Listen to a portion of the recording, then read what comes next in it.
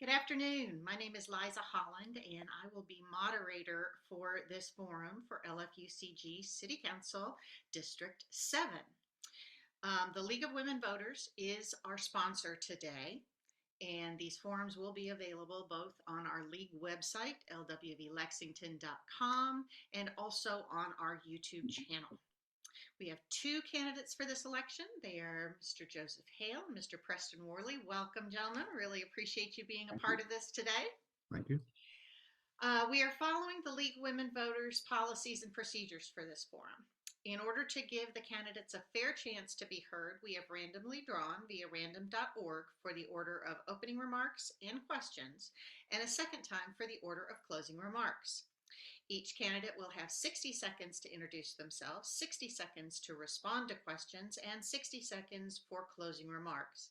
The questions have been solicited from the public and also from our sponsors.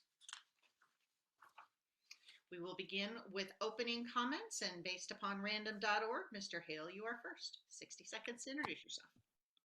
Hello, everyone. My name is Joseph Hale. I am 43 years old. I am a native of Lexington, Kentucky. I've been here all my life. So for all 43 years, I've been here in Lexington, Kentucky.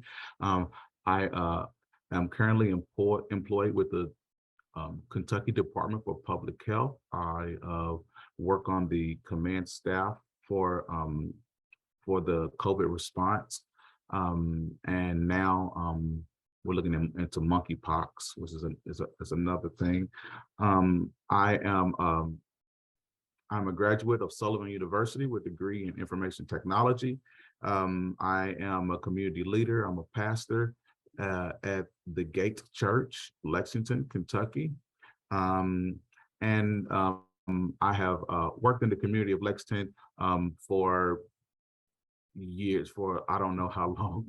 It's been a long time, from coaching to mentoring, and I currently have a mentoring program now in the city of Lexington. Thank you so much. Mr. Worley. Liza, thank you, and thank you to the League of Women Voters for hosting this forum. My name is Preston Worley. I am the incumbent council member for the 7th District.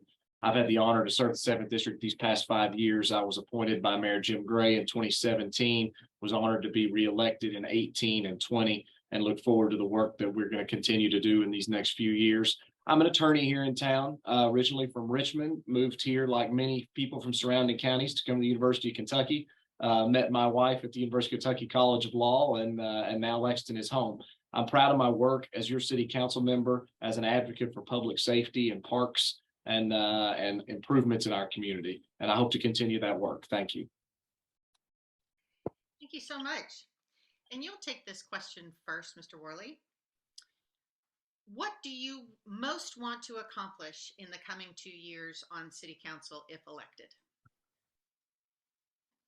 Well, that's a big question. There's a lot of work we have been doing and a lot of work to be done, but two big issues that are facing the city right now that I'd like to see us continue good work and make improvement are public safety and housing affordability. So I hope that in these next 2 years that we're able to address our police shortage and build back that authorized strength in our police to help provide the safety that we need to address some of the systemic issues that are related to gun violence. And then also to make housing more affordable for our constituents.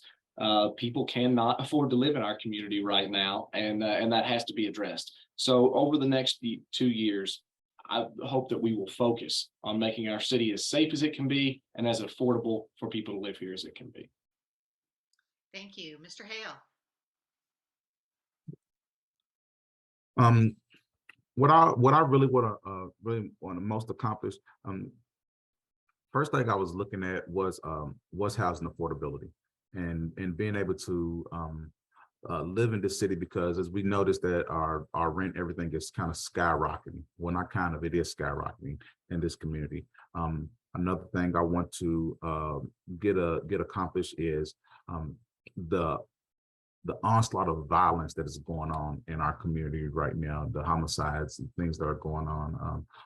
Like I said, I echo this. I used to coach a boys basketball team. I coached for 5 years, and I have a few of those students that I coach that are now deceased because of gun violence in this community. So I want to really tackle that issue and connect with community leaders to help in this thing, and not just the police doing the job, but the community also helping in putting a stop to this this violence that's going on in our city right now. Thank you so much. Mr. Hale, you'll go ahead and take this question first. And frankly, the public agrees with both of you that housing affordability and the violence question, we have had some floods of questions that have come in on those two topics. And so let me give you this one regarding housing. Some 30 years ago, Lexington had the highest rate of home ownership in the state. Now it stands at the lowest. What public programs and policies and what private initiatives could best protect and foster homeownership, especially among those with modest income? I believe that there's a few programs out there that can help, and if we can guide people to some of these programs, like one, for example, that comes to mind is the REACH program, that helps in home ownership. So if we can give help incentivize programs like that to help in home ownership in this city, it's and plus the city is growing so fast, and prices for homes are skyrocketing. The market for housing it's crazy right now. And so if we can just like help these programs and these and some nonprofit organizations that are trying to help educate our people with home ownership and get them and incentivize those programs to even help with like down payments or closing costs or anything like that. If we can get those things in play, that would be great for the city. Thank you so much. Mr. Worley. Thank you. Well, when it comes to home ownership, you have to have two things. You have to have an affordable home that can be purchased, and you have to have a wage that will allow you to qualify for financing and purchase it. So the two things that we need to do are to get more and better paying jobs and more affordable land. And so in order to do both of those, we need to take a hard look and strategically and intentionally expand the urban services boundary. Right now, the median home in Lexington, Kentucky is $260,000 purchase price. That's just the median. So there's some that are much, much higher than that. There's a direct correlation between the supply of available land and the cost of housing. A developer simply cannot build a home that's affordable for most people in this community if what they had to pay for the land prices most people in the community out. So we have to make more available land in order to make more affordable housing. Thank you so much. As a follow-up to that, Mr. Worley, you'll take this question first. Is Lexington's commercial land doing its part to relieve housing shortage and to make more efficient use of land, especially for rental apartments along the major corridors? So I don't think right now that we're doing a very good job with some of the land that we have. So we have to be more intentional about that. When it comes to commercial land, we still need that land to attract jobs. Lexington is fortunate that it has a relatively low unemployment rate. But what does that mean? We need better paying jobs, so that we have to attract more and better paying jobs. So that commercial land is valuable. But what we need to do is like what we did this past year with federal money and invest in the Coldstream Park, use city money to build that infrastructure to attract new jobs, so that we use that land that we've already earmarked as economic development land. Then other land that's available within the urban services boundary right now is available for housing. And so particularly along corridors, we have to stop fighting. If something is already a commercial corridor, we have to admit that it's going to need to be developed. We've set a strategic policy in this community to not develop outward. So we have to develop inward, and the place to do that is along those major corridors. Otherwise, we're going to be putting large developments on top of neighborhoods that doesn't make sense. So we have to use the land that we have more intentionally. But again, you alleviate that difficulty by opening the valve just a little bit and intentionally expanding the urban services boundary. Thank you so much. Mr. Hale. So when it comes to expanding the urban service boundary, I always have this question is, one question is if we're going to do it, it has to be a specific reason why we're going to expand it. Second, are we looking at everything that we already have? And third, when we expanded it back in 1996, what are we doing with the other acreage that we have not yet did anything with of that developable land? So I think the mayor does have a good plan when she's talking about the infill development. I think we need to utilize that. But also when we do expand the USB, what are we going to do with it, and where are we expanding it? Because when you expand it, you're talking about parts like the airport, the horse park. You got those areas. So where are we expanding it, and what are we going to do with that particular land? I'm all for it, but we just have to be strategic in doing it. Thank you so much. Mr. Hale, you'll take this next question first. An important part of your duty will be helping to pass an appropriate budget. What experience do you have that would qualify you to set a budget for such a large organization? The experience I have to set budgets, probably. Well, no, I'm not going to be sarcastic, but I work for state government, and we deal with budgets a lot. We deal with we just received over $1 billion that of COVID money that we had to allocate across the state to health departments and hospitals to help in the COVID relief. I've been dealing with budgets in state government since 2017. So yeah, that's pretty much my experience. I don't not to go deep in detail, but actually dealing with budgets a lot. And before then, I worked for a nonprofit organization for 8 years, and it was all about the budget and what we're bringing in from the federal government and how we can allocate those funds, especially with Title IV and things like that. So. Thank you so much. Mr. Worley. Well, thank you. Well, first, I sit on the council's Budget, Finance, and Economic Development Committee, a committee that's generally appointed by more senior members of the council for their budget experience. In the 5 years that I've served on the council, we've passed a balanced budget every year, and each year we've been more aggressive in the services that we provide. While I've been on the council, I've pushed for budgeting for infrastructure. This past year, I made the motion to fully fund our pavement management plan for the first time since the plan's existence. I also pushed in my very first budget for a $750,000 sidewalk on Old Todd's Road to help a low-income neighborhood access the public library. Each year of my 5 on the budget that I've been a part of this budget, we have expanded our police and fire investment. And while I've been there in the budget, I've helped appropriate over $20 million in affordable housing and fought each and every year for full funding of social services grants to our social services and nonprofit partners. So I have extensive budgeting experience and have proven to be someone who knows how to make this budget work for the community. Thank you so much. Mr. Worley, you'll go ahead and take this next question first. Something that has been in the international news for quite some time is climate change. What do you feel that the City Council can do to reduce its carbon footprint?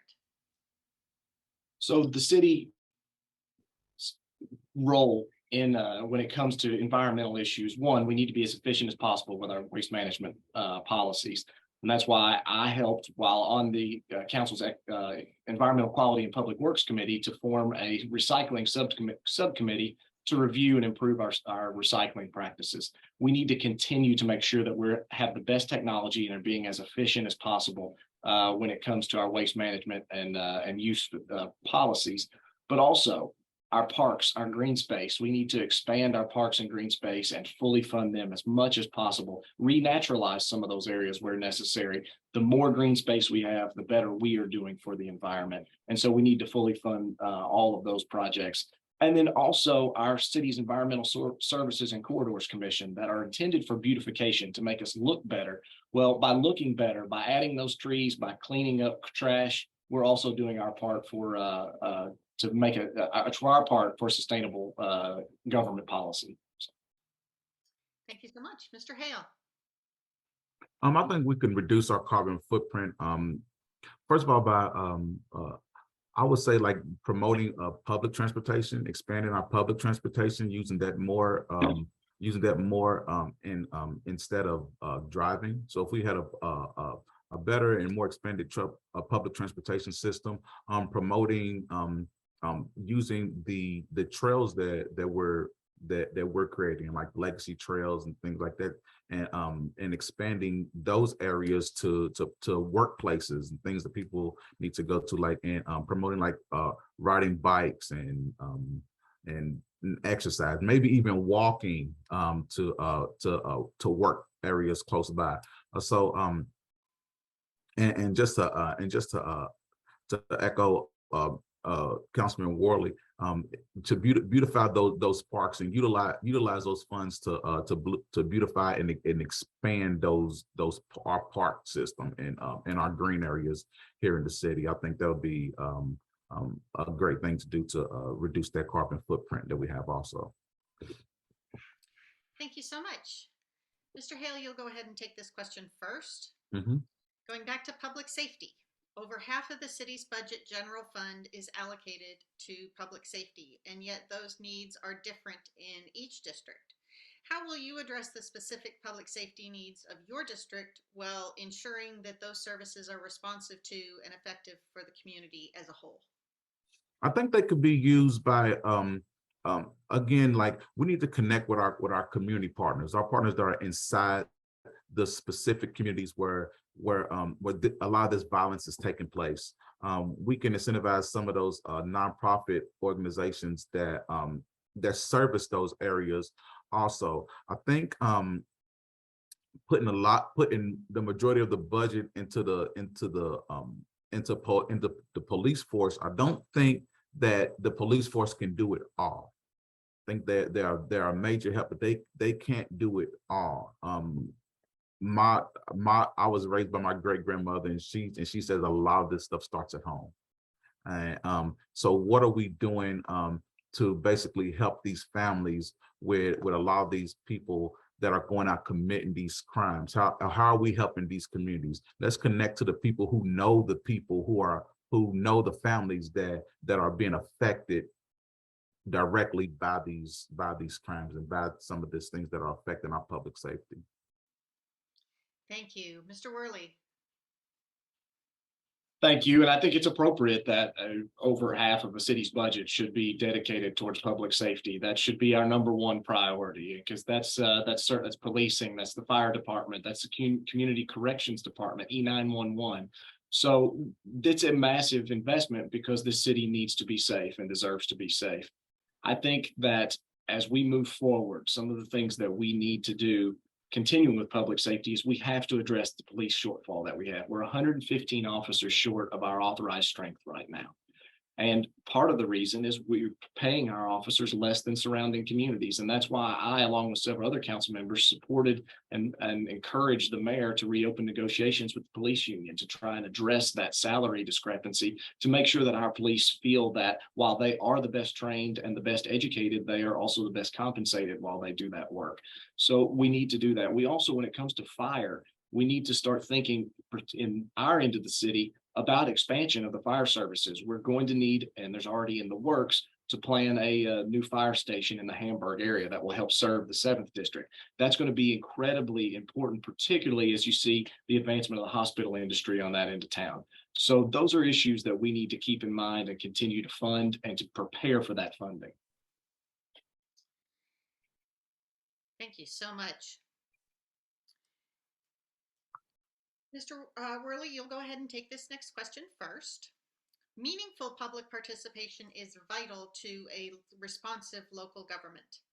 What are some innovative approaches that you would advocate for to make the government process more accessible, equitable, and transparent? Well, serving during the pandemic really gave all of us an opportunity to try and be as creative as possible, and also to assess where we may have had deficiencies moving forward. You know, it's sometimes difficult for people to come down to City Hall and to voice their opinion. Particularly, work sessions are at 3 o'clock in the afternoon, and we understand that doesn't make everybody. Everybody can't make that, but that's why we meet as often as we do. There's a work session every Tuesday. There's a former council meeting at 6 o'clock every Thursday night, and people are encouraged to come and voice their opinion. But I think we all need to do as much as we can, just like I do out of my office with the help of my legislative aide. We are very engaged with Facebook, newsletters. We make ourselves as open as we possibly can to public dialogue. And when I get information from my constituents, I share it with other council members. So we all have to do our part in making ourselves as available as possible. And whether that be Zoom forums, open ourselves up through social media, and traditionally welcoming people to City Hall. Thank you so much. Mr. Hale. I'm sorry, Liza, could you repeat that question? I didn't hear it. My computer kind of went low. Sure. There we are. Meaningful public participation is vital to a responsive government. What are some innovative approaches that you would advocate for to make those government processes more accessible, equitable, and transparent? I think it's very important to hear from our public and to hear their concerns and needs. One thing that I do is I go around, I knock on doors, and I talk to the community to see what are the things that they need. What are they looking for? I ask questions. I need to know from the community. I think some innovative ways is, first we need to let the community see who our officials are. Who is the councilman for District 7? Who is the councilman for District 1 and 2? First of all, let's introduce ourselves to the people.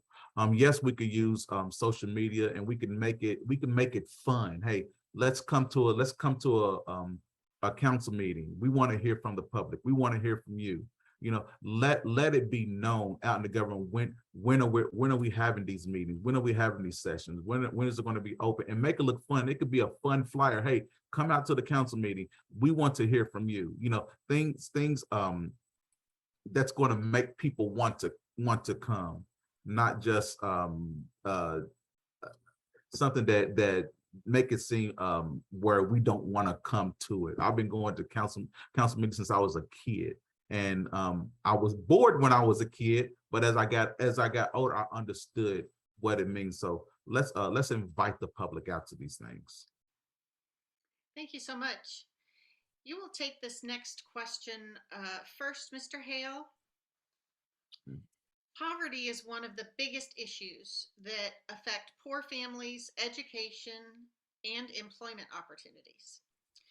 What plans and steps do you see as very important to implement and promote effective poverty elimination programs?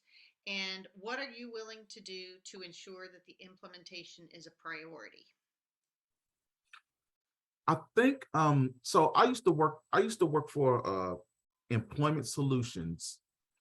It's a nonprofit organization. Under the umbrella of Employment Solutions was a school called the College for Technical Education. I taught there for 8 years.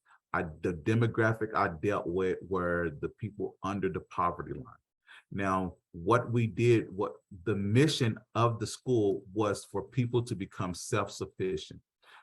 Education is key. So they were able to get Title IV loans, but it was a very low budget school. So it wasn't this super expensive school to have to go through, like $4,000. They could get a Title IV loan, come there, go through a 9-month program where I taught them Word, Excel, Access, PowerPoint, and basic business administration. From there, we were able to place them at jobs in the community and to get them off of welfare, get them off of SNAP and things like that. So I think more programs in our community like that would definitely help the poverty rate. I have a lot of successful students, lots of them with testimonials of where they are now, where they used to be. They were under the poverty line, and now they're living above the poverty line because of programs like that in our community. Thank you. Mr. Worley. Thank you. And in my private law practice, I have the pleasure of representing a community development financial institution and seeing the work that they do throughout Appalachia.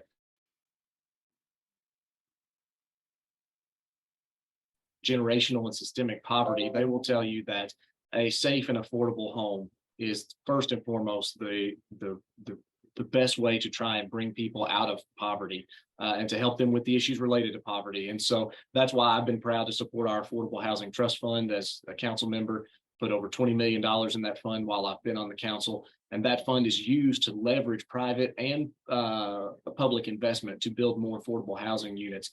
Also, while on the council, I've worked to fully fund and expand our workforce development and jobs training programs and to fund those nonprofit communities that are doing the same thing through nonprofit grants. So we need to help make job training more available. And then also I've been proud to partner with BCTC while a council member and fund some of their programs that are not only providing educational opportunities, but then also turning around and providing service opportunities into neighborhoods that need that assistance.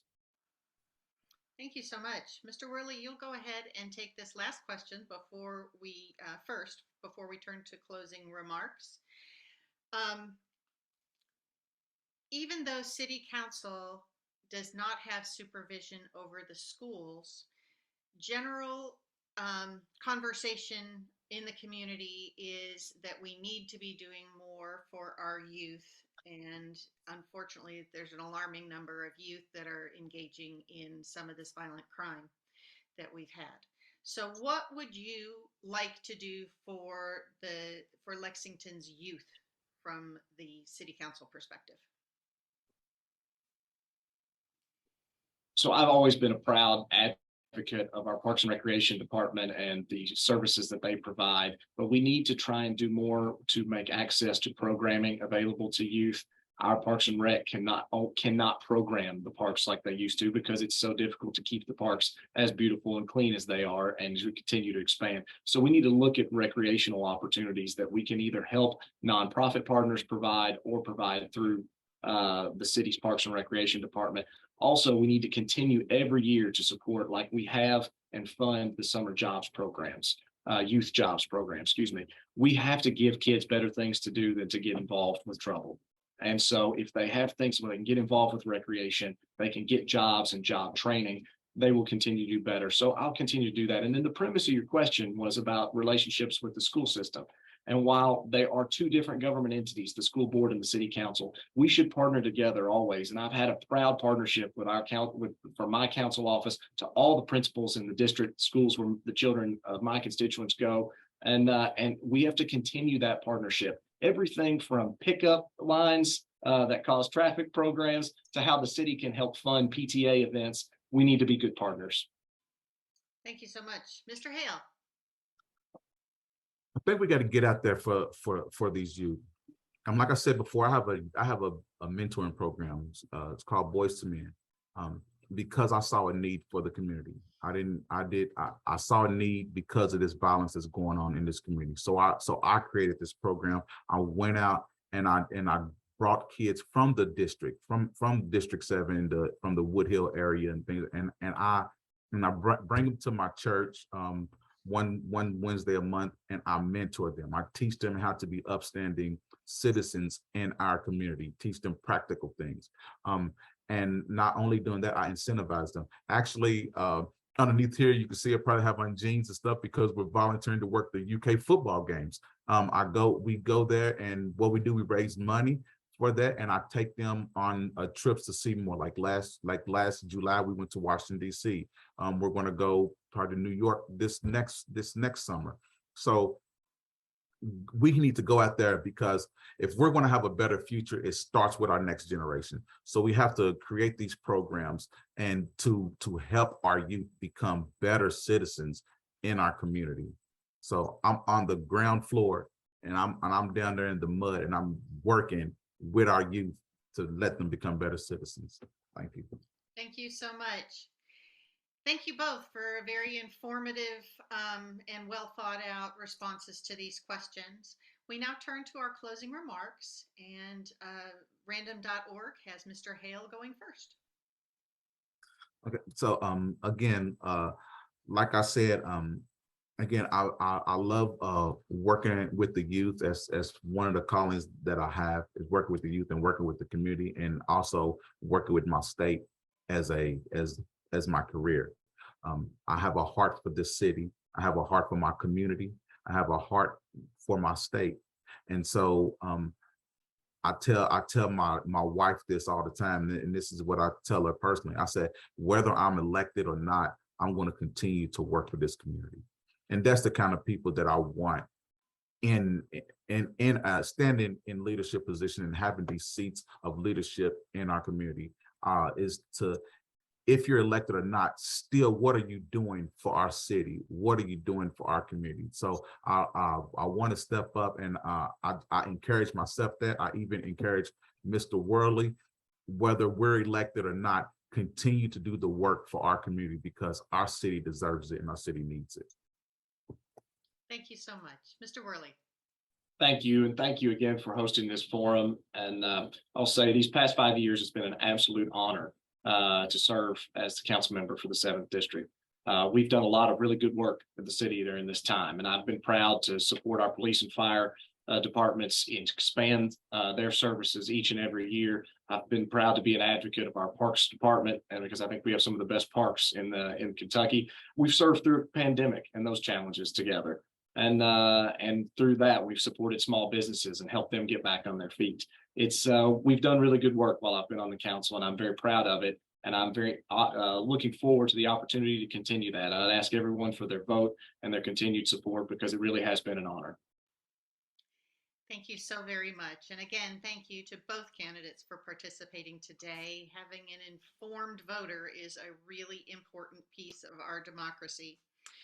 If you are interested in league membership, or you would like to explore some other forums, please check out our website at LWVLexington.com or on our YouTube channel. Be sure to make a plan. Make it today. How are you going to make sure that you vote on November the 8th? You can also look for additional information on the candidates and other things about voting at vote411.org. And thank you for joining us today.